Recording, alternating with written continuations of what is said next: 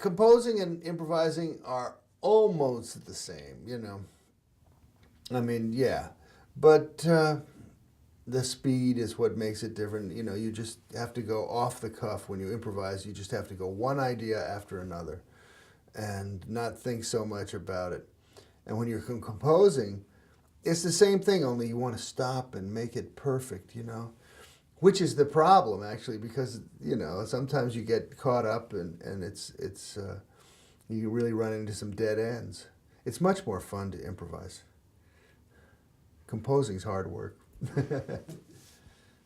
I always write music for certain projects. I'm better off with a deadline, you know. And the other thing that's easier about it is then you know what you're writing for. And that really helps me. And I think it makes the music better if you think of who's going to be playing it and try and hear it in your head when you compose it. So I always like to know who I'm writing for, you know, or selecting the music for. I've heard that Duke Ellington and people like that were the same way.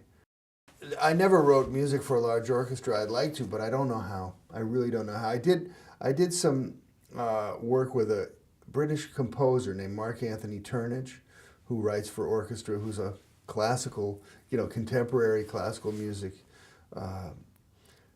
incredible orchestrator and writer for you know, symphonic orchestra. And I realized, you know, that he spent his whole musical career learning how to do that, and it's really a different, you know, just because you can write music doesn't mean you can write for orchestra, let me tell you, you know. Maybe someday I could do that. But after working with him, I realized that I wouldn't ask him to improvise, and he wouldn't ask me to write for orchestra. But actually, I'd like to hear him improvise. And maybe I could come up with something that would sound good for orchestra. So I don't know. I just made an argument with myself that so maybe I should do something like that. Yeah.